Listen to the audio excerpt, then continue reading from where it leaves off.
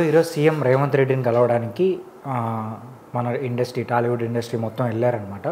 So అక్కడికి వెళ్ళిన తర్వాత ఆయన సీరియస్ అయ్యారని తెలుస్తుంది. అలాగే ఈ విషయం పైన ఎందుకు అబద్ధం చెప్పారని కూడా ఒక టాపిక్ బయటకు వచ్చి సోషల్ మీడియాలో సర్క్యులేట్ అవుతుందన్నమాట.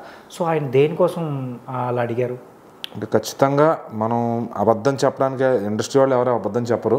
సో రీసెంట్ ఇన్సిడెంట్స్ చూసుకుంటే అల్లు అర్జున్ గారి విషయంలోనే ఆయన పోలీసులకు అబద్ధం చెప్పారు.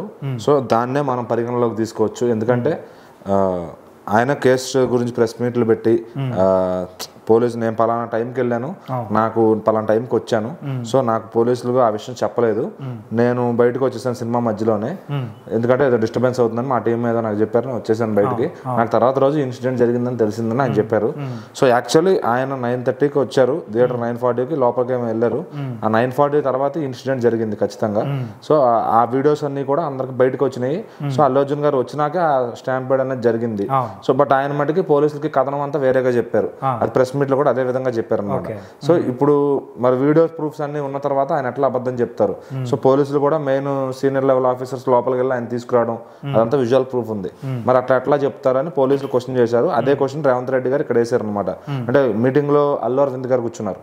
సో బహుశా ఆయన డైరెక్ట్ గా తగలాలని వేసి ఉండొచ్చు, లేదా ఇండస్ట్రీ మొత్తానికి తెలియాలని. అంటే ఇప్పుడు అల్లు అరవింద్ గారు వెళ్ళారు కదా, ఒకవేళ ఆ మీటింగ్ అయిపోయిన తర్వాత మేబీ ఏమన్నా ఇంకో కొంచెం పర్సనల్ మీటింగ్ తో ఏమన్నా ఈ విషయం గురించి ఆయన మాట్లాడే ఛాన్స్ ఉందంటారా? లేదు, సీఎం గారు ఎందుకంటే వీళ్ళవరకు ఇప్పుడు పర్సనల్ టైం ఇచ్చే పొజిషన్లో లేరు ఆయన. ఎందుకంటే ఆయనకు 100 పనులు ఉంటాయి. వాళ్ళు వీళ్ళందరికీ కలిపే ఒక 1 hour 2 hours సెషన్ ఇచ్చినట్టున్నారు. సో దాన్ని మాత్రమే మీటింగ్ పెట్టుకుని వెళ్ళిపోతారు ఆయన. ఎందుకంటే ఆయన చాలా వాల్యుబుల్ టైం ఉన్న 10 hours డ్యూటీని ఆయన ఎట్లా వాడుకుంటారో అసలు మొత్తం మీటింగ్లు ఉంటే ఇట్లాంటి గంటన్నర వేస్ట్ అయిపోద్ది. కాబట్టి ఖచ్చితంగా చాలా మంది రోజుల్లో కలుస్తూ ఉండాలి. సో ఖచ్చితంగా మళ్ళీ ఆయన లంచ్ టైం వరకు వాళ్ళందరూ కలిసి, సో ఆ లంచ్ టైంలో ఒకవేళ ఆయన వాళ్ళతో లంచ్ చేసే ప్రోగ్రామ్ ఉంటే కనుక అప్పుడు మీరు అన్నట్టుగా పర్సనల్ డిస్కషన్ వస్తుంది. సో ఆ లంచ్ టైం అనేది నాకు తెలిసి ఇచ్చి ఉండరు. ఎందుకంటే ఈయన అక్కడ బయట ఫుడ్ తినే పొజిషన్ లేదు. మళ్ళీ దానికంతా చెక్కింగ్లు అన్ని చాలా ఉంటుంది ముందు ప్రోటోకాల్. సో ఇది ఏంటంటే ఇంకా నెక్స్ట్ ఆయన వెళ్తా మీటింగ్ చేసి వెళ్ళిపోయి ఉంటారు నాకు తెలిసి. సో ఇక్కడ మీటింగ్ లో అయితే పర్సనల్ విషయాలు ఎవరితోనూ మాట్లాడాలి. అలా మాట్లాడాల్సి వస్తే ఫస్ట్ నాగార్జున గారు పర్సనల్ విషయం మాట్లాడతారు కదా. సో ఏంటంటే వాళ్ళు చెప్పడం ఏం చెప్పారంటే, ఇండస్ట్రీని ఇప్పుడు ఎలా అయితే మొత్తం బయటకు వెళ్తున్నామో అన్న షూటింగ్స్ కోసం అసలు అటు ఎటు పోకుండా మొత్తం హైదరాబాద్ లోనే వేరే లాంగ్వేజ్ వాళ్ళు కూడా వచ్చి షూట్ చేసుకునే ఫెసిలిటీస్ కల్పించాలి. అంతర్జాతీయ స్థాయిలో ఇక్కడ ఫెసిలిటీస్ షూటింగ్ సెట్స్ రెడీ చేయించాలి. ఆ షూటింగ్స్ కోసం యూనివర్సల్ గా మన దగ్గర దొరకాలి అంత సబ్జెక్ట్ అంతా అనే విధంగా వీళ్ళు దిల్ రాజు గారితో కలిసి చెప్పించడం జరిగింది. సో ప్రొడక్షన్ కాస్ట్ ఎట్లా ఉంటుంది ఏంటి, సో ఈ ప్రశ్నల మధ్యలో ఆ ప్రశ్న కూడా వచ్చింది, అల్లు అర్జున్ గారి ప్రస్తావన కూడా. బట్ మరి ఆయన ఇండైరెక్ట్ గా అల్లు అరవింద్ గారికి కౌంటర్ వేశారు నేను అనుకుంటున్నాను.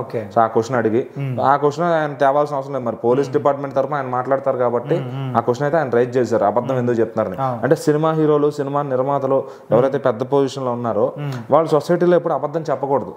ఎందుకంటే అబద్ధం చెప్తే చులకన అయిపోతారు. అదిగా ఆయన రేవంత్ రెడ్డి గారు సీరియస్ అవడం ఇంకో విషయం కూడా ఏంటంటే, ఆ విషయం జరిగిన తర్వాత, ఇప్పుడు ఆ సంధ్య థియేటర్ ఇష్యూ జరిగిన తర్వాత అల్లు అర్జున్ గారు జైలుకి వెళ్ళి బెయిల్ తీసుకొచ్చిన తర్వాత సినిమా ఇండస్ట్రీ మొత్తం వెళ్ళారనమాట.